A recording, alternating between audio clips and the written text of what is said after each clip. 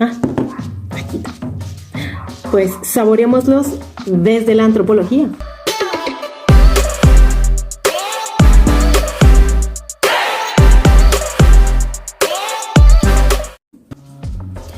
El taco se ha servido de alimento por un tiempo casi tan extenso como el que lleva de existencia la tortilla, es decir, al menos 500 años. ¡Wow! Las palabras literalmente expresan la realidad social, y en este sentido la palabra taco tiene una curiosa historia que inicia en la amplia difusión de su uso durante la era porfiriana. Es porque la taquería se constituyó en un nuevo espacio social en el que comparten el trabajador y el sibarita. O sea, aquel aficionado al lujo y a los placeres caros y refinados.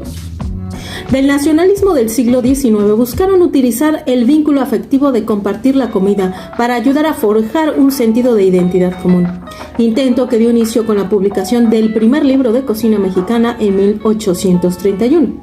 La cocina nacional no se fusionó sino hasta la década de 1940. Una vez que el rechazo hacia lo popular había pasado y las clases medias empezaron a aceptar la cocina indígena basada en el maíz como parte de una identidad mestiza nacional.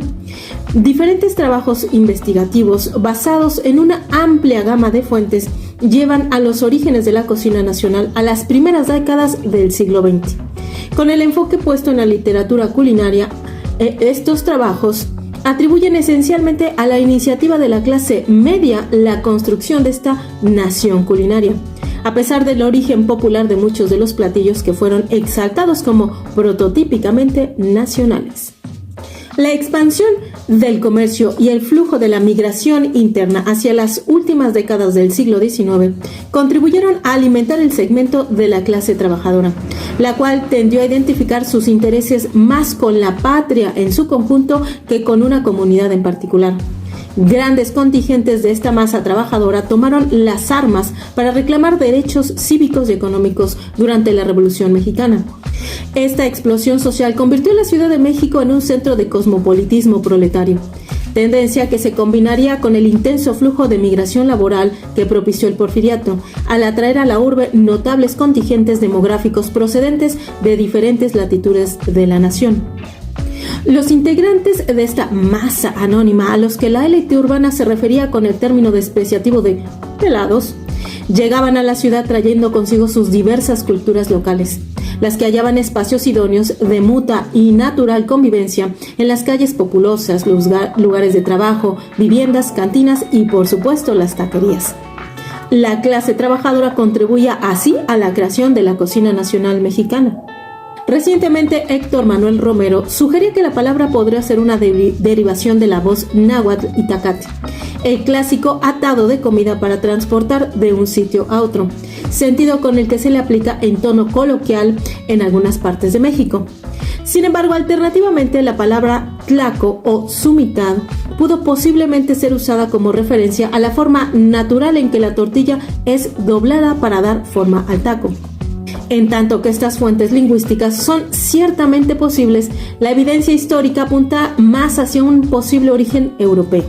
De acuerdo con el lingüista catalán Joan Coromines, una versión de taco es común a las principales lenguas latinas y germanas de la Europa occidental, si bien sus orígenes permanecen inciertos. Por allá de 1850, el significado gastronómico de taco regresó en el nuevo diccionario de la lengua castellana, con el significado agregado de pequeños bocados acompañada al acostumbrado trago de vino, o sea, bocadillo que se toma o trago que uno bebe fuera de las horas de comida. Si bien el significado específico mexicano de taco como alimento no sería bien conocido sino hasta inicios del siglo XX. Serafín Esteves Calderón, en su trabajo de 1847 titulado Escenas andaluzas, escribió lo siguiente: toma este trago y este taco. La frase puede bien aplicarse al español moderno, particularmente al que se habla en la zona andaluza, en donde es común la práctica de comer pequeños bocados, actualmente llamados tapas, palabra muy similar a la de taco. Sin embargo, dada la perspectiva de élite de la mayoría de los autores de libros de cocina antiguos, que tendían a favorecer la cocina española y la francesa sobre los platillos de origen indígena, no es de sorprenderse que los tacos no sean mencionados en los manuales culinarios antiguos. Es así que, hacia finales del periodo colonial, las almuercerías ofrecían la común costumbre en esta capital del uso del almuerzo, no solo entre la plebe, sino en los comerciantes, dependientes de oficinas y otras clases. Estos comercios son muy mencionados en los documentos de archivo debido a su práctica de servir pulque, sabroso pulque, junto con los alimentos.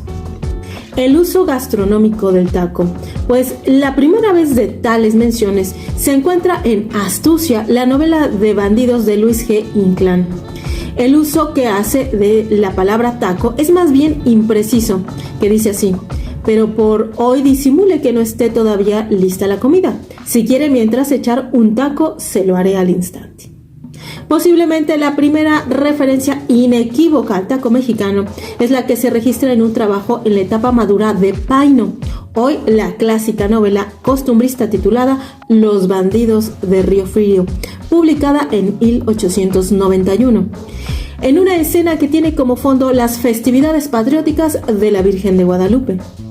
Paino rechaza las inclinaciones de afrancesamiento culinario de la élite porfiriana diciendo lo siguiente: no espere el lector encontrar allí costillas a la Saint-Ménehould, ni filet de bœuf a la Jean Bart, ni saumon saucier riche. Los nombres inventados y los intencionales errores gramaticales servían para denunciar las falsas versiones de la alta cocina francesa, con la que eran sorprendidos los confiados clientes de los restaurantes de moda de la Ciudad de México durante el periodo del presidente Díaz. En cambio, como tributo a la historia doméstica, Paino imagina en su novela un menú criollo servido a uno de los presidentes de la República que gobernaron el país en la década de 1840, diciendo lo siguiente: una sopa de pan espesa adornada con rebanadas de huevo cocido, garbanzas y verde perejil, tornachiles de queso, lengua con aceitunas y alcaparras, asado de cabrito con menuda ensalada de lechuga y, para coronar la obra, un plato de mole de guajolote por un lado y mole verde por el otro. Para acompañar las viandas, jarras de cristal con pulque curado, en lugar de vino importado. Y para cerrar el festín de manera apropiada, suculentos postres elaborados en los conventos de origen colonial: cocada, ate de mamey, arequipa, camote con piña y yemitas. Y así, mientras fustiga a sus paisanos afrancesados, Paino pronostica que más de un lector se chupará los labios, por más parisiense que sea. Contrapuesta a esta cocina de élite criolla, Paino yuxtapone la comida de las fiestas de las comunidades indígenas y de los pueblos mestizos. Tiempo después de que la comitiva presidencial ha retornado a la Ciudad de México para la comida nacional, las clases populares permanecen por largas horas danzando en la basílica en honor a la Virgen de Guadalupe. Agrupados en las afueras del templo, festejan esta fiesta tradicional comiendo chitos con tortilla, salsa borracha y muy buen pulque, y los chicos brincando con sus tacos de tortilla con aguacate en la mano. La asociación que hace Paino con la Virgen de Guadalupe tiene la clara intención de santificar esos alimentos como realmente nacionales, el tiempo que intensifica la comparación con la postiza comida francesa. De esta forma, sobre el curso del siglo XIX y más concretamente hacia la última década, el taco adquirió en México su significado moderno. La primera aceptación oficial puede considerarse la que dejó anotado Félix Ramos Duarte en su Diccionario de Mexicanismos, publicado en 1895, que dice así: bocadillo que se toma fuera de las horas de comida, pero proporcionó a su vez los orígenes geográficos de la expresión, en este caso el Distrito Federal. Además, Ramos agrega una interesante definición de tacón como echador de tacos, comelón. Y sabemos perfectamente que tú y yo somos muy tacones. Desafortunadamente, estas fuentes literarias no indican en qué forma un ligero tentempié fue asociado en México con una particular manera de enrollar una tortilla, toda vez que desde tiempo inmemorial las mujeres habían usado el taco como un conveniente envoltorio para enviar comida a los hombres a sus sitios de trabajo o a cualquier otro destino. Pero una posibilidad descansa en un peculiar uso del taco en el siglo XVIII, entre los trabajadores de las minas de plata de Real del Monte, cerca de Pachuca, Hidalgo. quienes aplicaban el término para referirse a las cargas de pólvora envueltas en papel. Es evidente que deriva tanto de la mención específica a una carga de pólvora para un fusil como de un significado más general de tapón, considerando que los mineros de La Plata preparaban la carga abriendo un hoyo en la roca en el cual insertaban el explosivo taco. El momento exacto en que los mineros introdujeron sus tacos a la Ciudad de México se desconoce, pero es claro que las guerras civiles del siglo XIX, así como la agitación económica que impactó de forma particularmente fuerte en los distritos mineros, forzaron a muchos trabajadores a migrar en busca de trabajo. Este origen fue confirmado por el cronista Jesús Flores y Escalante, quien observó que los tacos sudados, también conocidos como tacos de canasta,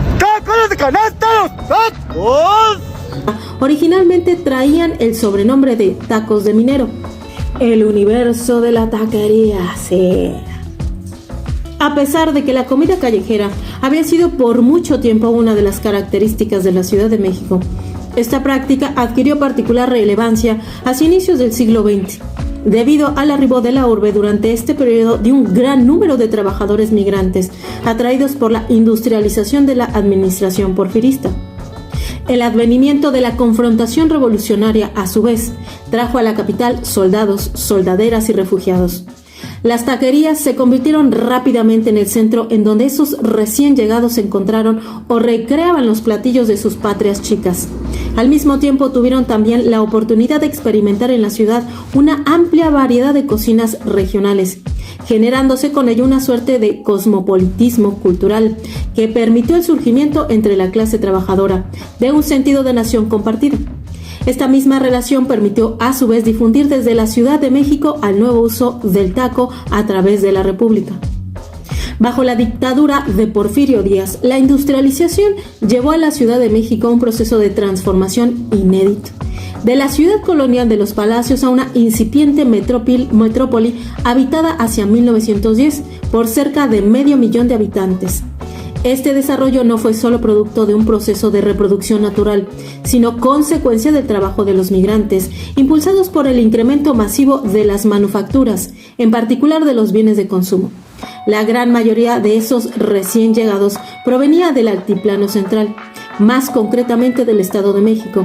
Pero puede decirse que la mayoría de los estados correspondientes a esa área geográfica tuvieron grupos representantes en diferente número. A su vez, la rápida expansión de las redes de ferrocarril y el telégrafo facilitaron este desplazamiento masivo, en la medida en que aseguraban que los migrantes proletarios pudiesen estar en contacto con los miembros de su familia que habían dejado atrás. Hacia 1910, casi la mitad de los habitantes de la ciudad habían nacido fuera del Distrito Federal, y buena parte de esos recién llegados eran mujeres y gente joven.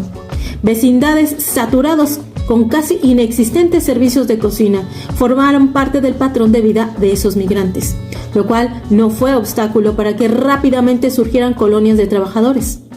Mientras tanto, la élite escapaba del centro de la ciudad para habitar las nuevas mansiones estilo victoriano y parisino de las elegantes colonias Roma y Condesa en el occidente de la ciudad.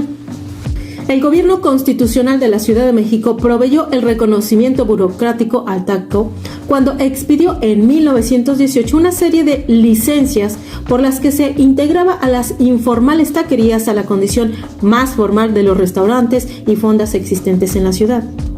Existe un volumen rotulado Infracciones Taquerías en el Archivo Histórico del Distrito Federal que ofrece una ventana al universo culinario informal del México revolucionario. Este volumen contiene un total de 71 puestos dispersos a lo largo y ancho de la ciudad, pero concentrados en buena medida en el centro histórico. Mientras que los restaurantes lujosos y exclusivos del Porfiriato se agrupaban de forma compacta a lo largo de la franja que trazaban la elegante calle de San Francisco entre el Zócalo y la Alameda, los puestos de tacos no discriminaban a nadie y atendían por igual a los elegantes dandis citadinos de la calle de Palma y a los andrajosos pelados de Tepito. No obstante, las taquerías se agrupaban en torno a lo que podría denominarse como eje del Chile, y que iba de los barrios populares ubicados al sudeste del Zócalo a los teatros de carpa de Santa María la Redonda al norte de Bellas Artes. Alrededor del 60%, o sea, unos 42 puestos, aparentemente vendían tacos, pero cerca de un 20%, o sea, 13, servían tortas y un número similar expedían alimentos aún más diversos. Por ejemplo, Esther Torres, quien llegó a la ciudad en 1910 procedente de Guanajuato, afirmaba que era muy sabido que las mujeres podían encontrar trabajo en la capital. Aunque la mayoría prefería los salarios mejor remunerados de las fábricas, vender comida permitía a las mujeres de modesta circunstancia contar con un respaldo económico. Otro ejemplo, Jovita Ruiz vendía tacos en un zaguán atrás de Palacio Nacional para mantener a sus hijos, mientras tramitaba la pensión de su marido que había muerto en la lucha revolucionaria. No obstante, las oportunidades de trabajo que las taquerías ofrecían a las mujeres de bajos recursos, estos negocios resultaron más atractivos para la ocupación masculina. Para 1919, la igualdad de género en estas actividades era más cercana. De los 61 casos en que es posible determinar el género del propietario, justo la mitad, o sea 30, fueron manejados por mujeres. Alrededor del 44%, 27, fueron manejados por hombres y en los otros 4 casos el negocio fue propiedad de un hombre, pero atendido por una mujer. Este patrón coincide con el incremento de la mecanización de un comercio antiguamente femenino y su consecuente colonización por el hombre.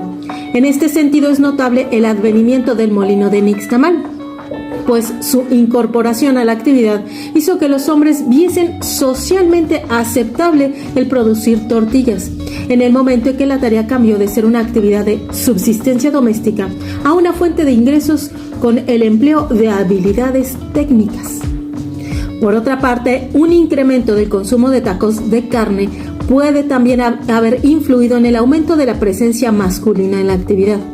La enchiladera del siglo XIX tuvo su contraparte masculina en el vendedor de barbacoa, quien cargaba un pequeño anafre por las calles de la capital.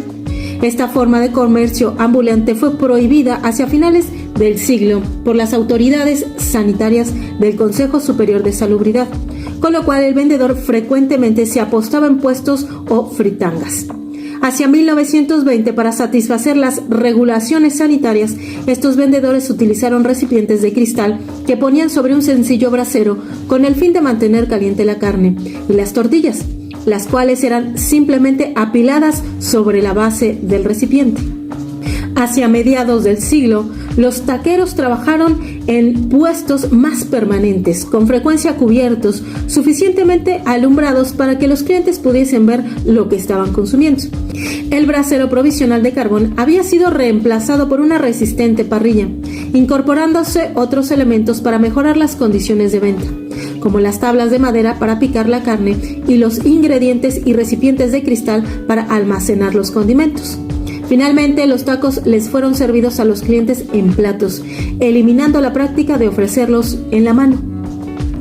A pesar de que la cultura material del taco había avanzado, un sinnúmero de rasgos masculinos permaneció en la actividad como común denominador a lo largo de más de medio siglo.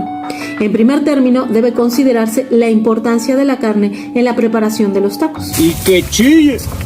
Si bien la identidad de las variedades servidas es incierta en las descripciones y pudieron haber sido cortes inferiores o aún simples chicharrones, de cualquier forma no se trataba de los tacos de guisado asociados con las mujeres.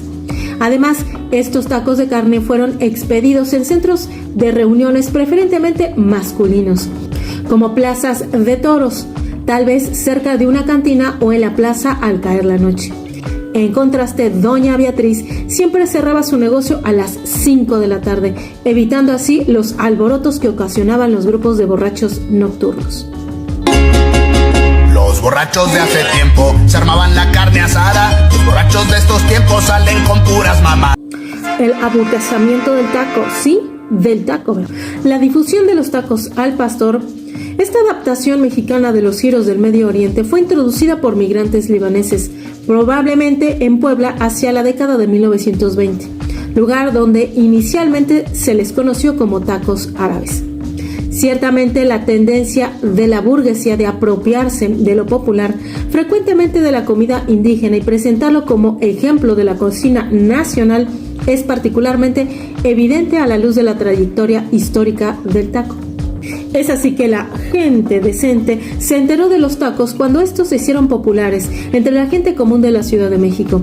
Pero solo gradualmente los autores de los libros de cocina encontraron la forma de civilizar esas comidas callejeras. Algunas figuras literarias comenzaron a experimentar con la palabra, cuya connotación estuvo claramente asociada a las clases bajas. Al mismo tiempo, los autores de libros de cocina buscaron la forma de reproducir la imagen del taco, pero de una manera en que no se pudiera imaginar como platillo popular. A su vez, esta intención llevó a la incorporación de ingredientes más caros o el completo abandono de la tortilla de maíz, y con ello su connotación indígena. Observamos así que la identidad nacional de los sectores sociales llamados cultos dependió de las clases populares, aun cuando los primeros buscaron mantener la distancia social entre ambos. Es así que los periódicos, con sus cotidianos cierres de edición y su insaciable demanda por la novedad, pudieron haber sido los primeros en imprimir.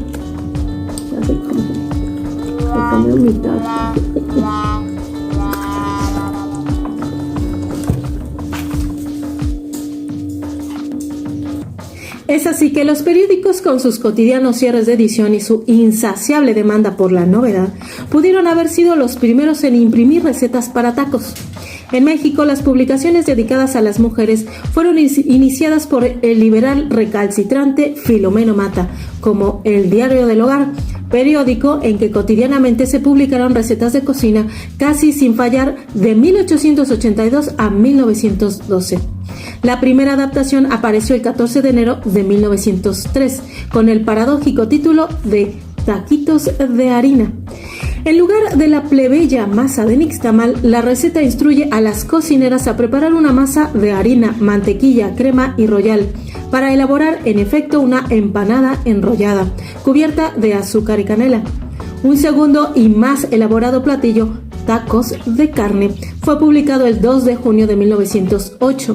Esta receta da inicio con unas instrucciones para hacer crepas estilo francés, posiblemente el primer intento de usar una técnica ahora común para aburguesar los platillos plebeyos. Por ejemplo, crepas de Huitlacoche. Así es, de Huitlacoche. El autor continúa: se rellena con postre de leche, crema o alguna conservilla seca y se enrolla como taco. De la misma manera se hacen todos los tacos que se quieran. Se colocan en el plato de forma de pirámide, se cubren con betún de clara de huevo y se adornan con fresas, flores de azahar y violetas. Tan elaborados y disfrazados menjurjes invocan sin temor a equivocación la comida callejera de reciente factura, pero transformada en platillos socialmente aceptables, mediante el uso de harina de trigo, merengue, canela y flores comestibles. Posiblemente el primer libro de cocina que se hizo cargo de la receta del taco fue el curioso volumen titulado Libro de recetas para platos de vigilia, además de otros guisos que no son de carne, publicado en 1911 por Isabel F. de Watson. La receta proporciona instrucciones para la elaboración de tacos sudados, confeccionados a base de simples tortillas con salsa y queso fresco, un extraño tributo de la élite a la saludable cocina vegetariana de las clases populares. Otro adaptador temprano de la cocina popular mexicana fue el celebrado chef de la era revolucionaria, Alejandro Pardo, quien estableció sus credenciales de alta cocina europea con el exitoso volumen El Verdadero Práctico de 1912. Le siguió un trabajo de 1917 titulado Los 30 menús del mes, para ser vendido exclusivamente en la República Mexicana, en el que se proporcionaban dos versiones de tacos: taquitos mexicanos acompañados de hamburguesas con crezón, compuestos por tortillas ligeramente fritas con frijoles refritos, queso fresco, chipotle de vinagre y salsa, mientras que los taquitos chapanecos fueron bien fritos con un relleno de carne de ternera, puerco, pollo y jamón, apenas parecido al típico taco dorado de los puestos esquineros. Con El Diario del Hogar, publicación que bautizó platillos sofisticados como crepas y empanadas con el nombre mexicano de tacos. Irma Carlota, por ejemplo, publicó una receta para taquitos de jamón frío, llamados así por las delgadas rebanadas de jamón enrolladas alrededor de huevos duros con salsa picante y aceitunas, todo servido en un plato con lechuga. Más común, sin embargo, fue el tipo de aburguesamiento moderado de nuestro chef Pardo, quien creó versiones más reconocibles de los tacos usando ingredientes disponibles para las familias más opulentas. Así, un grupo de damas de sociedad de la Ciudad de México publicó una receta de tacos dorados de pollo, en tanto que en un libro de cocina editado en Toluca se incluye una receta de tacos de carnitas y guacamole, entre otras más de almuerzos, tés y meriendas. Hacia finales de 1950, precisamente cuando el ingeniero mecánico Alfonso Gándara transformó la manufactura de las tortillas, su aportación consistió en un molde oblongo que prescindía de las originales prensas que dejaban disparejos los bordes de la tortilla. Con este adelanto, el socio de Gándara instaló eficientes tortillerías en cada barrio de la República Mexicana. Este proceso de democratización, que salvó a las mujeres mexicanas de pasar horas elaborando las tortillas a mano, inspiró un nuevo encaprichamiento entre la élite para degustar tortillas hechas a mano. Esta escena de restaurante de 1957, justo 3 años después de la invención de Gándara, ilustra cómo repentinamente el hacer tortillas en un comal rústico se convirtió en una moda de temporada, una vez que las mujeres campesinas se habían liberado de esta antigua carga. Cuando el grupo Maseca monopolizó el mercado del maíz en un periodo ya cercano al cambio del milenio, las mujeres indígenas mazatecas se encontraron a sí mismo con un nicho de mercado de tortillas elaboradas de grano fresco de nixtamal para el consumo de la clase media de la Ciudad de México. En la década de 1960, los negocios de tacos comenzaron a aparecer en barrios acomodados. Una medida de esta afirmación fue la introducción de los tacos al carbón, para que los que se incorporaron cortes de carne más exclusivos, en lugar de las menudencias de res o trozos de puerco hechos carnitas. Los tacos al carbón se elaboraron con bistec, chuletas y costilla. Estos establecimientos adoptaron también prácticas recientes de los restaurantes de Estados Unidos. Una de dichas prácticas fue la moda de las dietas, que llegó al surgimiento de los tacos light, así es, tacos light, y vegetarianos, invirtiendo así una duradera asociación de los nopales y los hongos con la población de origen campesino, quienes no podían darse el lujo de comer carne. Y todavía hoy está esa costumbre. Los ricos podían ahora tener arrachera Hereford, preparada con carne importada y sorprendentemente para México, apenas cocida en un lugar bien frita, como marcaba la tradición.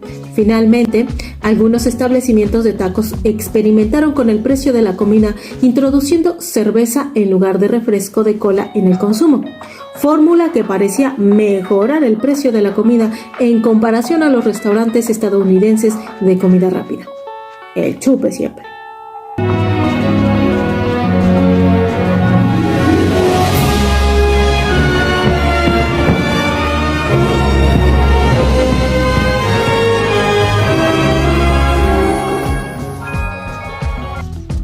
De esta forma, la taquería mostró su habilidad para adaptar los gustos mexicanos a la globalización.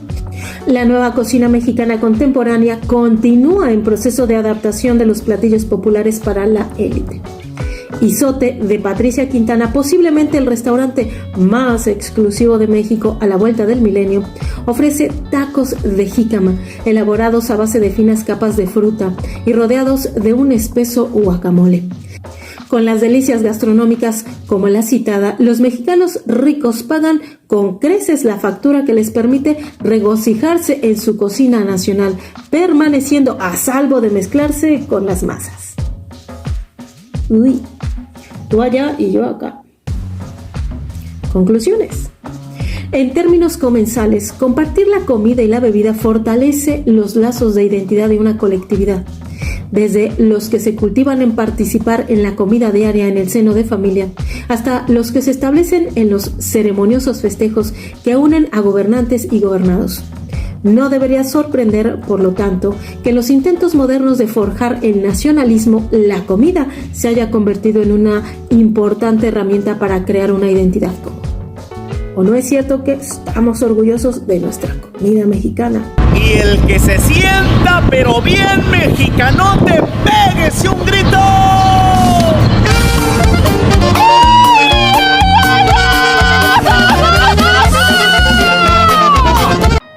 La cocina nacional mexicana fue imaginada en cierta forma como la suma de las diversas geografías y de las fiestas gastronómicas, las cuales fueron extraídas de sus lugares de origen y transformadas en componentes intercambiables de la identidad nacional. Es así que los orígenes regionales de la cocina mexicana invitan a hacer una comparación con aquellos que los franceses denominan terroir, patria chica, y que tiene que ver con un sentido de la tierra nativa que produce los alimentos y al alma de los campesinos y cocineros y cocineras que los preparan. Los gastrónomos y chefs parisinos buscaron definir el menú de la cocina nacional desde su propia perspectiva metropolitana, pero los campesinos y fabricantes de vinos locales insistieron en el reconocimiento de su trabajo en esa definición. Una expresión de esa inconformidad fue la huelga de cultivadores de viñedos de la Champagne de 1911. Al incidir en la definición oficial de patria chica, los cultivadores regionales hicieron valer su inclusión en la nación gastronómica. En México, las clases sociales de bajos recursos han invertido la pirámide social al nacionalizar la cultura de la élite y la capacidad de esta de mimetizarse con las masas. Durante largo tiempo, la élite sacrificó su reclamo de representar culturalmente a la nación enarbolando su educación francófila, particularmente durante el periodo porfirista.